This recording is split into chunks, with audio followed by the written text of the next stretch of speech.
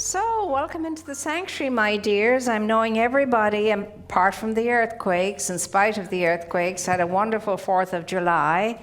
And it continues, and as I see, it continues for some of us who are still continuing in that celebratory energy, relaxation, and so on, which is a good thing. It's a very good thing. I certainly enjoyed my time. And here we are in a new month to begin a new topic for consideration. And the topic for July internationally with our community is creativity, freedom, and choice. Words we're very well familiar with. And what do they suggest? They suggest that we are now to go back to the basics, and I love going back to the basics. What is the basic? There is a power for good in the universe greater than I am, greater than everything is, and I have command of that power. I get to use it as it uses me, and I use it through the way I think, through the way I feel, and through the way I show up in life, how I act, how I am in life. I get to use that power. Now, that sounds great and wonderful and grand, but we have to know how we are to use it and how it works. How does this law, this work, this power, how does that move through our lives and show up in our lives? Well, the way this power works is by responding. It is a responder. The law of mind or consciousness is a responder. It is that which responds by way of corresponding to what we're thinking and what we're feeling and how we're doing and how we're being. It responds to that. That's its only job. It's its only function.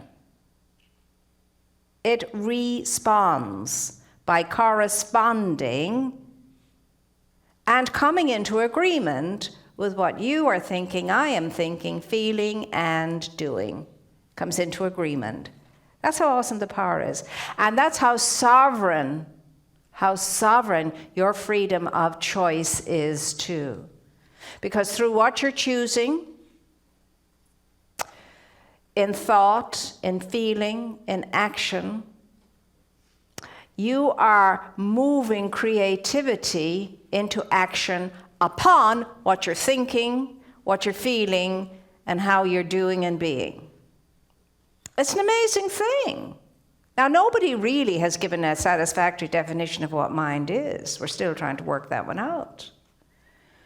But recently I read one of the latest quantum physics definition of mind. It is an emerging property of energy in flow. It's energy in flow, in movement. But you and I direct the movement, the how of the movement, what it's moving into, toward, and realizing. So you think it, I feel it.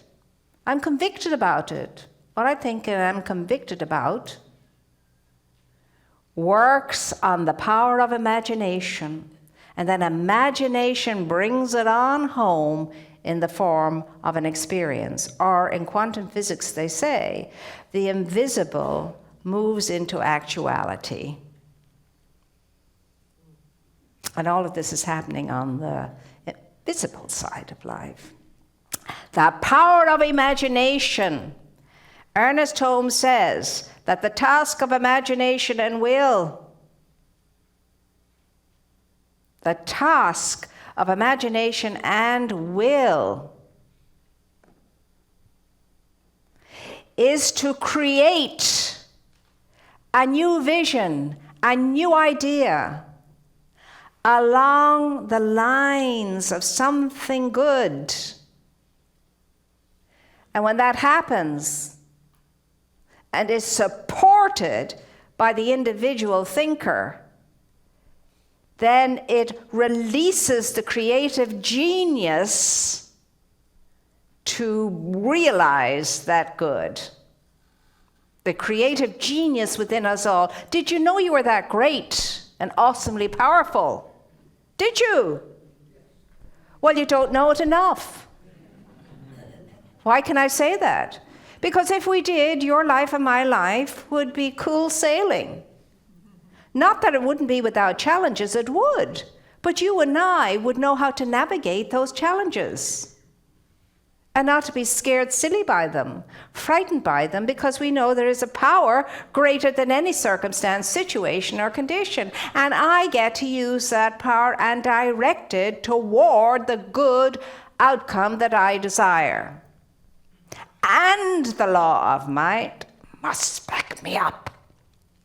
It doesn't have a choice. I'm the one with the choice. The freedom of choice when it comes to what I am creating. Now that's the basic fundamental principle of spiritual science. And that you and I get a grip on this is what we're called to this month. And to do that, what do we have to do according to what I've just said? Create a new vision, a new idea to move us through whatever the task is, whatever the challenge is before us. I pause, because that's essential to know. Your job, my job. Create a new idea, a new vision. Imagine differently.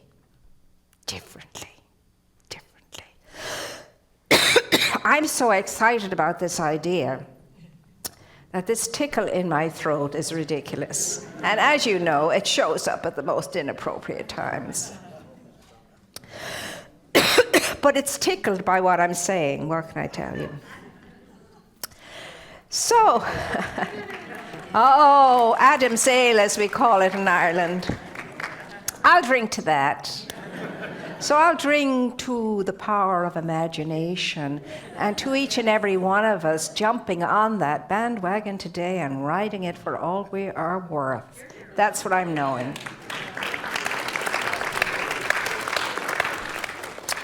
Okay, what does that bring us back to do when it's all put through the sieve?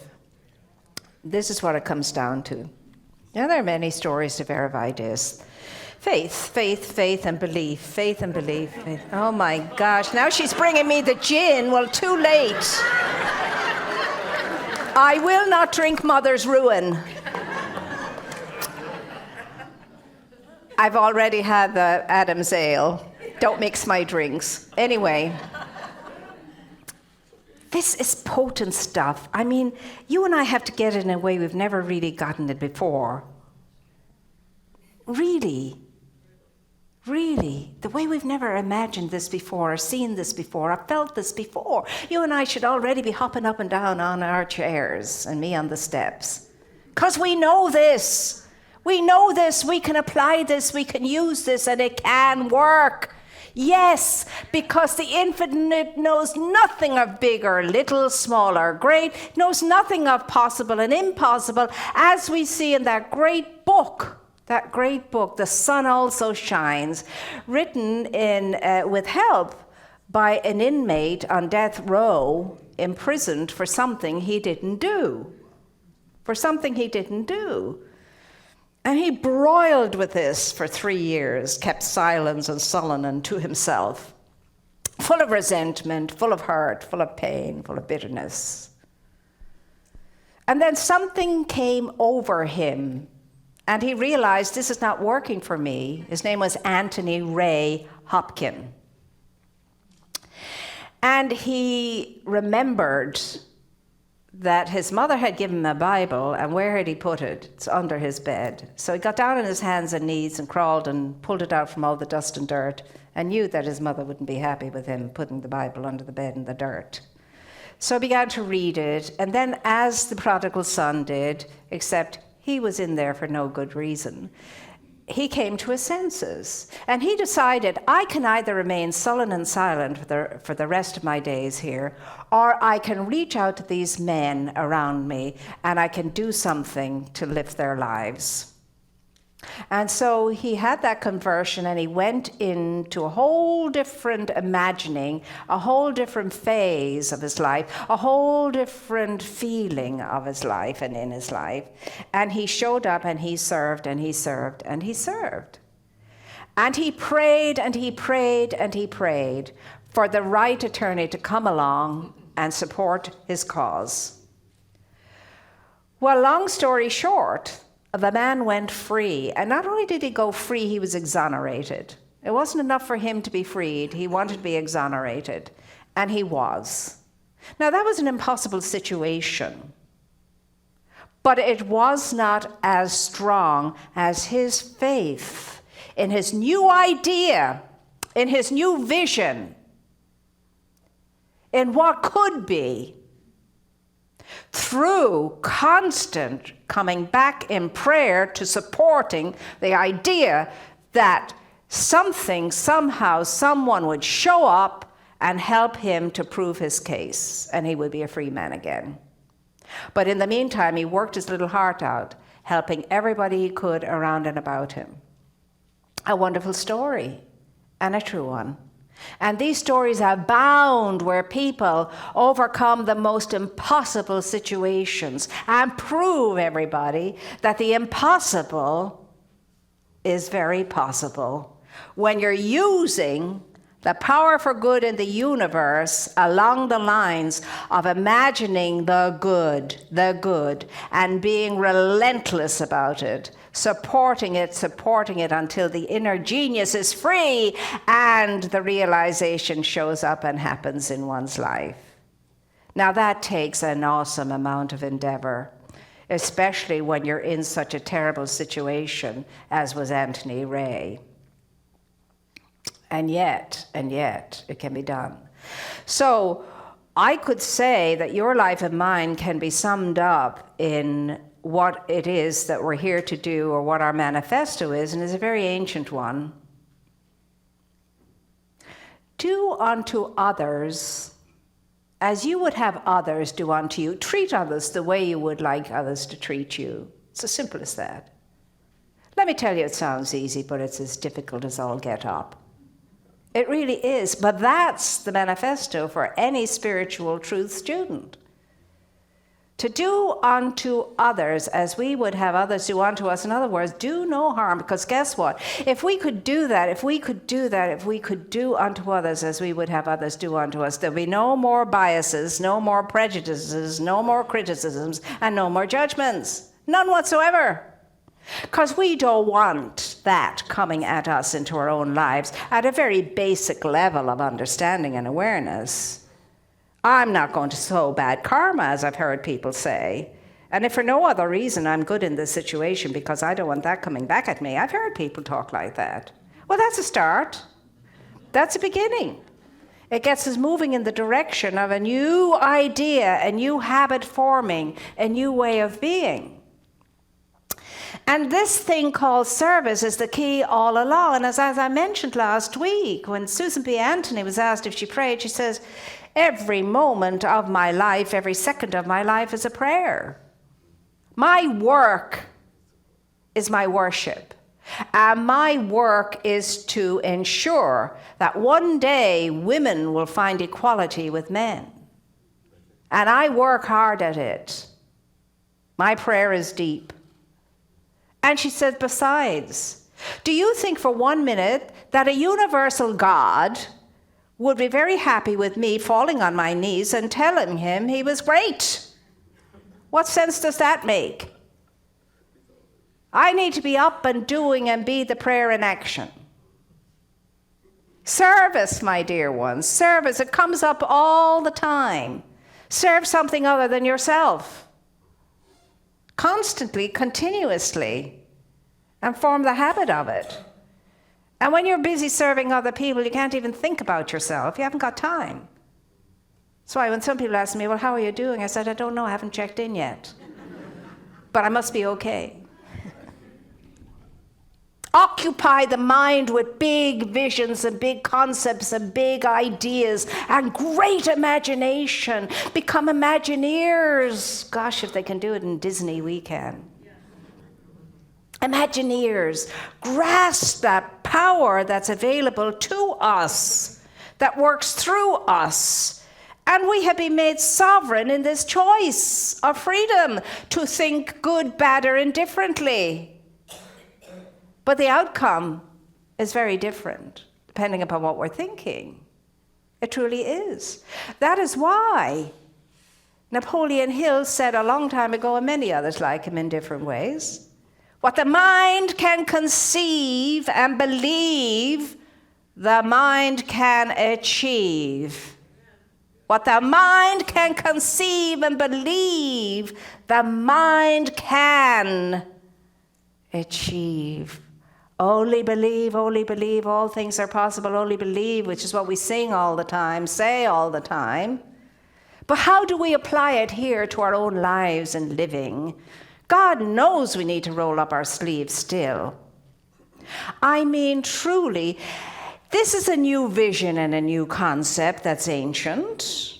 Universal love. Now, there's a novel idea. Universal love would wipe out all differences as far as judgments, bias, and prejudices are concerned. It truly would, because it's inclusive. And universal love is all the truth knows. The truth can't know anything else. Why? Because the truth is whole. It's complete. It knows only wholeness and completeness, an absolute inclusion of everything. That's what the truth knows. And it's that kind of truth that sets you free and me free too. Now, that might seem impossible to some of us here, especially those of us who came in here very burdened with all kinds of circumstances and situations going on in our lives. But that was the human self, if that's the case, that you dragged in here, or came in hopping, skipping, and jumping, whatever way we came in.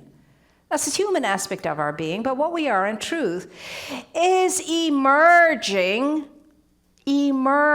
consciousness that can be moved upon in such a way along the line of good that it can realize any good that you and I want to. If we could just let go of all of our human attachments to opinions and judgments and what people say, including ourselves, is impossible. We have to let go of that. That must go. No thing is impossible, proven over and over and over again. There was a man once, and he was out walking through the town, heard a great commotion. And when he looked around the corner, he saw a woman running for her life, and a gang of people after her. She fell just as they were about to approach her, and he stood between them. Held up his hands, trying to get some silence and quiet. And he was accused of being in the way of something that was legal and lawful. This woman was caught in adultery. She has to pay the price of that. It's death. Well, he just paused for a moment, looked at the crowd. Then he bent down, picked up a sizable brick. He said, okay, let the one amongst you who has not sinned before throw the first stone. Now, he had a way about him. He had a comportment, he had a presence. And when he spoke, people listened. He stood there. And the noise quietened. Repeated again, let the one without sin cast this first stone. Gradually the heads bowed, and everybody slinked away. But that's not the end of the story. Helped the woman up from the ground, took her by the shoulders, really looked into her, and she could see that he could see her. And he said, "Woman, has anyone condemned you?" And she said, "No, teacher, no one has condemned me." And he says, "Neither do I, neither does life. Now, for goodness sake, go. Don't make those kinds of mistakes anymore." Has anyone condemned you? Has anyone judged you? That's a question we need to ask ourselves all the time. That's the important part of this story. Has anyone condemned you? Now, who has the power to condemn another? Only oneself. Only oneself. She could have answered, "Yes, teacher, I did. I condemned myself." And so could you and I. And what was the response? Just don't do that anymore. Just don't do that anymore. Go away. Live the life you can live, a good life.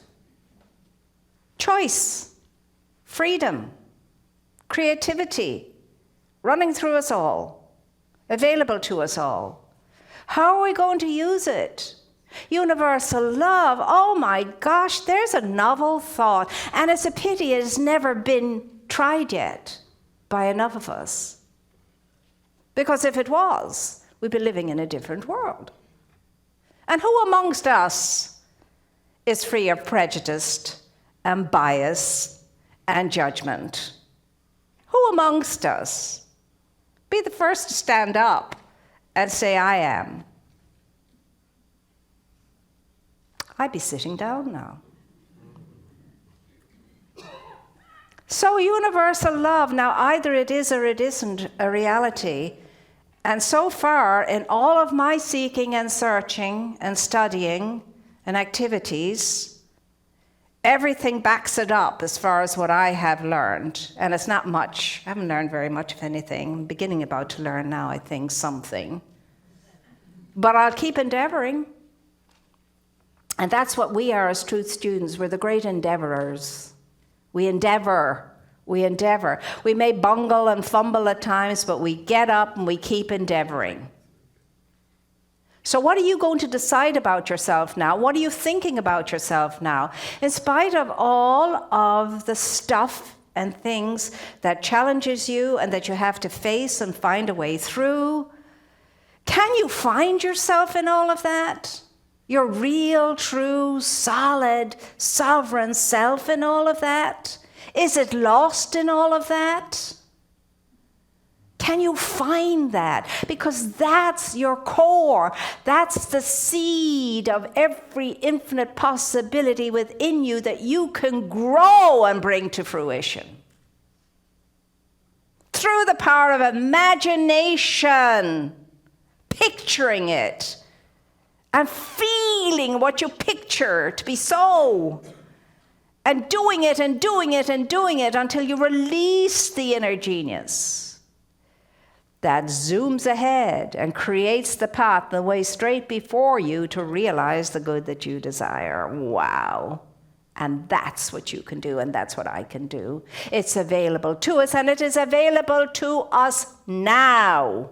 Now, exactly as we are, and we may be a sad, sorry state at the moment, no matter. That's not who and what we are. We are an emerging potential energy that can flow along the line of good. We're emerging all the time, but we ignore it and don't recognize it and don't embrace it or believe it, even at times. So what is it going to be for your life and my life? Never mind what's going on in the world. You can take care of that when you take care of what's going on in your own life right here and right now, and that's where we begin, at the very beginning, back at the basics. What in God's name am I thinking? What am I feeling? How am I behaving myself? Is that any reflection of what universal love is that any reflection of my belief in do unto others as they would do unto me, treat others as they would treat me. Have I forgotten that part of myself? The soul part of myself? The core part of myself? Well, let me tell you, my dear ones, it's time for me and for you and everybody else to, for God's sakes, wake up and get it together and overcome ourselves and our biases and our prejudices and our judgments and the way we think we know everything and the way we think we have it right. And what I'm thinking is the right thinking. That's so sad, if that's where we still are. Why? I'll tell you, and I'll finish with this truth. You, right now, as you are a point of magnificent power through which the infinite expresses and radiates itself in all of its amazing magnificence. That's who you are. Let us contemplate that week, this concept this week, and make our lives and everyone else's better for it. Remember who you are and what you are, and the rest will amaze you. Because guess what? You are amazing, and so it is. I will take up my drinks and walk. Thank you.